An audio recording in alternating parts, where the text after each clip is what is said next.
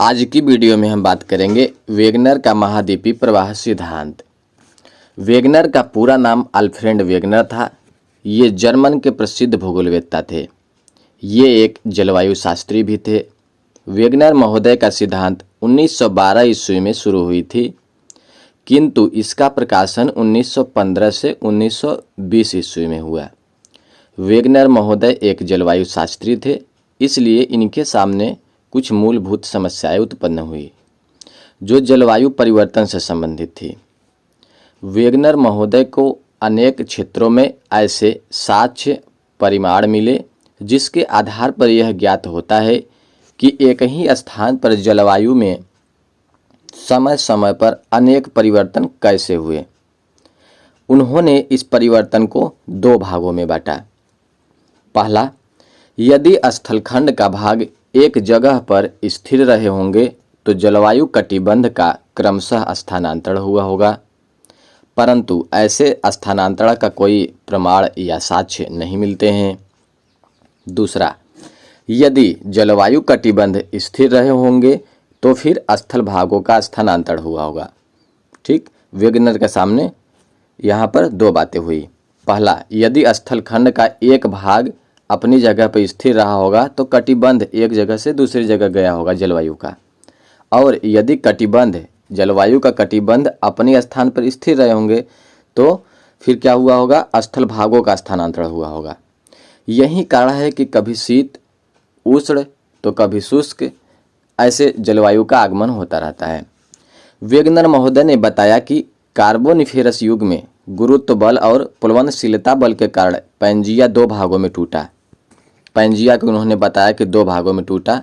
उत्तरी भाग लारेशिया तथा दक्षिणी भाग गोंडवाना लैंड कहलाया। अर्थात कार्बोनिफेरस युग में समस्त स्थलखंड एक स्थल भाग के रूप में स्थित थे। इस स्थलखंड को वेगनर ने पैंजिया नाम दिया और इस पैंजिया के चारों तरफ छोटे छोटे सागरों का विस्तार था। सभी जल विस्तारित रूप में एक विशाल जलराशि के रूप में थी, जिसे वेगनर महोदय ने पैंथालासा नाम दिया। इन्होंने बताया कि यह पैंजिया ज्वारीय बल एवं गुरुत्व बल के कारण दो भागों में टूट गया। दो बल बताया, कौन कौन सा, ज्वारीय बल और गुरुत्व बल के कारण दो भागों में टूट गया, जिसका एक भाग उत्तर की तरफ चला गया तथा दूसरा भाग दक्षिण की तरफ चला गया। जो भाग उत्तर की तरफ गया उसे लारेशिया कहा गया, इसे अंकारा लैंड भी कहा जाता है, तथा दूसरा भाग दक्षिण की तरफ चला गया उसे गोंडवाना लैंड कहा गया। दोनों स्थलखंडों के दो तरफ चले जाने से बीच का जगह खाली हो गया। जब दोनों स्थलखंड टूटकर उत्तर और दक्षिण की तरफ चले गए तो बीच का स्थान क्या हो गया, रिक्त हो गया, खाली हो गया, और उस खाली जगह में पैंथालासा का जल भर गया। जो छोटे छोटे सागर का जल विशाल जलराशि के रूप में था, वह पूरा जल उस खाली जगह में आकर भर गया। जब वह खाली जगह में पूरा जल आकर भर जाता है तब उसे वेगनर महोदय ने टेथिस सागर नाम दिया। आगे फिगर के माध्यम से भी आप देख सकते हैं। जैसे पहला आप फिगर देख रहे हैं, इसमें ये पैंथालासा यहाँ पर लिखा हुआ है, इधर बीच में स्थलखंड आपको दिख रहा है। इसी स्थलखंड को पैंजिया नाम दिया। बाद में यह पैंजिया दो भागों में टूट गया। सेकंड वाले फिगर में आप देखिए, पहले उत्तर की तरफ जो भाग गया उसे लारेशिया कहा गया और जो भाग दक्षिण की तरफ आया उसे गोंडवाना लैंड कहा गया। बीच में जो रिक्त स्थान बचा वहाँ पर विशाल जलराशि का जो जल था वो चारों तरफ से आकर बीच में खाली स्थान को भर देते हैं, जिसे टेथिस सागर नाम दिया गया। अब आगे क्या हुआ, वेगनर महोदय पुनः फिर क्या बताते हैं। जुरैसिक युग में गोंडवाना लैंड का विभजन हुआ। अभी देखिए दो भागों में लारेशिया गोंडवाना टूटा था, अब गोंडवाना लैंड का विभजन हो रहा है जो दक्षिण की तरफ है। जुरैसिक युग में गोंडवाना लैंड का विभजन हुआ। यह विभजन ज्वारीय बल के कारण हुआ, जिसके विभजन से दक्षिण अमेरिका, अफ्रीका, मेडागास्कर, प्रायद्वीपीय भारत, ऑस्ट्रेलिया, अंटार्कटिका में टूटकर अलग हुआ तथा उत्तरी भाग लारेशिया का विभजन हुआ। और जब लारेशिया का विभजन हुआ तब उत्तरी अमेरिका, यूरोप और एशिया का निर्माण हुआ। इस समय उत्तरी तथा दक्षिणी अमेरिका ज्वारी बल के कारण पश्चिम में प्रवाहित हो गए। ठीक, उत्तरी और दक्षिणी अमेरिका क्या हुआ, ज्वारी बल के कारण किस तरफ चले गए, पश्चिम की तरफ चले गए। प्रायद्वीपीय भारत उत्तर की तरफ चला गया, जिस कारण हिम सागर का निर्माण हुआ। इसके उत्तर जाने से और उसके पश्चिम जाने से हिम सागर का निर्माण हुआ। दोनों अमेरिका पश्चिम की तरफ चले गए, जिस कारण अंध महासागर का निर्माण हुआ, यानी अटलांटिक महासागर की बात हो रही है। ठीक, किसका निर्माण हुआ, अंध महासागर का निर्माण हुआ। ये सभी स्थलखंड धीरे धीरे प्रवाहित हो रहे थे। ठीक, सभी स्थलखंड धीरे धीरे एक तरफ से दूसरी तरफ प्रवाहित हो रहे थे। दोनों अमेरिका के पश्चिम जाने के कारण मध्य अटलांटिक कटक का निर्माण हुआ और आर्कटिक सागर तथा उत्तरी ध्रुव सागर का निर्माण हुआ।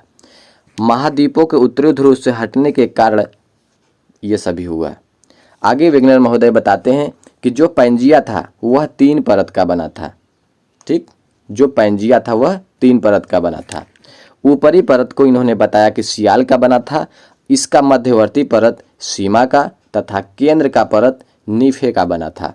वेगनर ने बताया कि सियाल सीमा पर बिना रुकावट के तैर रहा था।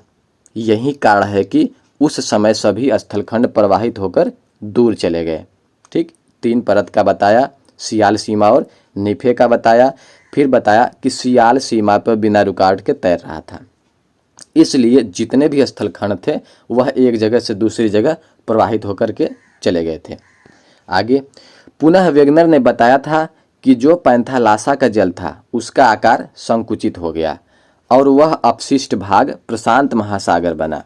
इस तरह यह सभी स्थल तथा जल का स्वरूप प्लायोसीन युग तक पूरा हो गया। वेगनर अपने इस सिद्धांत के पक्ष में कुछ साक्ष्य एवं प्रमाण भी दिए। उनका साक्ष्य और प्रमाण भी मिला, जिसमें पहला, वर्तमान के अंध महासागर के दोनों तटों पर हर्सिनियन एवं कैलिडोनियन पर्वत क्रमों में कई प्रकार के भौगोलिक समानता है। इसी प्रकार दोनों तटों के संरचना एवं खनिजों की प्राप्ति में समानता भी पाई जाती है। आगे दूसरी बात उन्होंने क्या बताई, उन्होंने बताया कि अंध महासागर के दोनों किनारों को भली भांति मिलाया जा सकता है।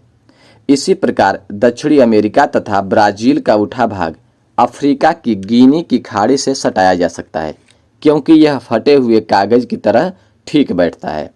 आगे तीसरा इनका प्रमाण क्या था, अंध महासागर के दोनों तटों पर पाई जाने वाले वनस्पति तथा जीवाश्म आदि यानी बहुत सारी चीज़ों में भी समानता मिलती है। अंध महासागर के यानी अटलांटिक महासागर के जो दोनों तट है वहाँ की वनस्पतियाँ और जीवाश्म भी लगभग समान मिलती हैं।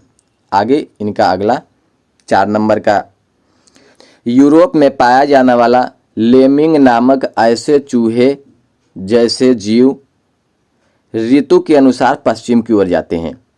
ठीक, यूरोप में एक लेमिंग नामक जीव पाया जाता है जो चूहे के जैसे दिखता है, यह पश्चिम की ओर चला जाता है। इस कारण संभवतः इसके पूर्वज उत्तरी अमेरिका तथा यूरोप में परस्पर मिले हुए थे। यानी इनका कहना था कि यह चूहा क्या करता है, पश्चिम की तरफ जाता है। इससे यह अनुमान लगाया गया कि इसके जो पूर्वज है वह अमेरिका और यूरोप में भी हैं या रहे होंगे।